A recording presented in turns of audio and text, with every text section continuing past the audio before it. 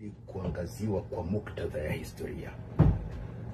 Huyu Raila ndio mbabaishaji mkuu katika taifa hili ukiangalia historia yake.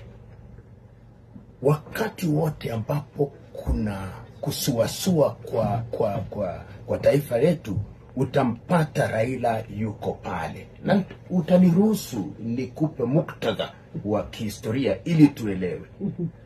Alipohudumu Rais Moi, ni nani ambaye aliwanoa wafuasi wake kuja barabarani na kuvuruga taifa letu? Raila. Akafanya ubia, akateuliwa waziri. Wakawi. Kila anapoleta vurugu anateuliwa katika nyadhifa fulani, akateuliwa waziri. Baada ya hapo akaja Rais Kibaki, wakafanya ubia. Akashindwa uchaguzi. Aliposhindwa uchaguzi akaleta vurugu. Baada ya hapo akawa na uwiano, akateuliwa waziri mkuu, akahudumu. Baada ya hapo akashiriki uchaguzi, akashindwa tena na Rais Uhuru. Kwanza kwa Kibaki alijiapisha. Baada ya hapo kwa Uhuru akasema ya kwamba hamtambui Uhuru. Akaleta vurugu. Kile ambacho kilifanyika ni ya kwamba akaingizwa ndani ya serikali.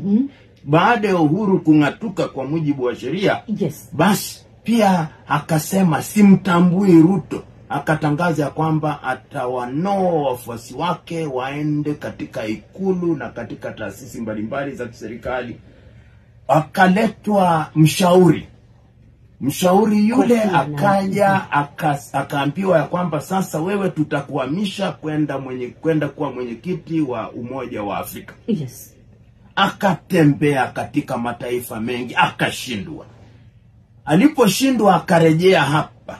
Sasa anasema ya kwamba kuna utengamano katika taifa hili. Lazima tumwangazie huyu mtu. Ni mtu ambaye anaipenda taifa au ni mtu mbinafsi? Na kwa mtazamo wangu hakuna mtu mbinafsi, na nimekuwa katika taifa hili. Hakuna mtu mbinafsi kama ndugu Odinga. Na yote yale ambaye anafanya kwa maslahi yake.